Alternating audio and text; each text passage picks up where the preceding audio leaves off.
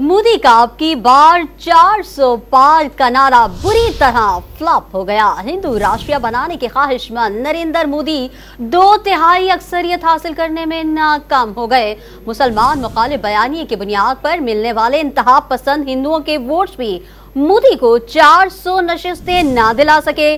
भारतीय नौजवानों में बढ़ती बेरोजगारी के मुतालिक बात न करने पर भी अवाम मोदी से सख्त बरहम है।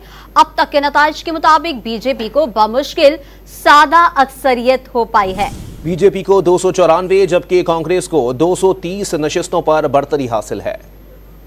2/3 अक्सरियत के लिए अपनाए गए तमाम हरबे नाकाम। मोदी सरकार का ख्वाब चकनाचूर हो गया। अब की बार 400 पार के नारे को अमली जामा पहनाने में बुरी तरह नाकाम हो गए। भारतीय मुबस्सिरीन के मुताबिक मोदी 2/3 अक्सरियत के बल पर भारतीय आइन का सेक्युलर तशख्खुस खत्म करके भारत को हिंदू राष्ट्रीय बनाने के ख्वाहिशमंद थे, लेकिन अब इनका ये ख्वाब टूटता नजर आ रहा है। अगर देखा जाए तो मोदी ने भारतीय अक्सरियत हासिल करने के लिए इंतखाबी रैलियों में मुस्लिम मुखालिफ बयानिया का भी खूब सहारा लिया। मुसलसल नफरत अंगेज तकारीर की, इख्तिदार का मौका मिलने की सूरत में कांग्रेस पर भारत की सारी दौलत और ज़खायर मुसलमानों में बांटने के इल्जामात भी लगाते रहे। लेकिन मुसलमान मुखालिफ बयानिए की बुनियाद पर मिलने वाले इंतहा पसंद हिंदुओं के वोट्स भी मोदी को लोकसभा में 400 नशिस्तें दिलाने में नाकाम रहे। वोटों की खातिर नरेंद्र मोदी ने अपनी तकारीर में राम मंदिर, शहरियत के तरमीमी कानून CAA, जम्मू और कश्मीर से दफा 370 के खात्मे और दीगर मजहबी इशूज को भी उठा कर रखा। इंतखाबी मुहिम के दौरान भारतीय नौजवानों में बढ़ती बेरोजगारी के मुतालिक बात न करने पर भी अवाम मोदी से सख्त बरहम है। इसी वजह से भारतीय पंजाब और उत्तर प्रदेश में भारतीय जनता पार्टी को बड़ा धचका लगा।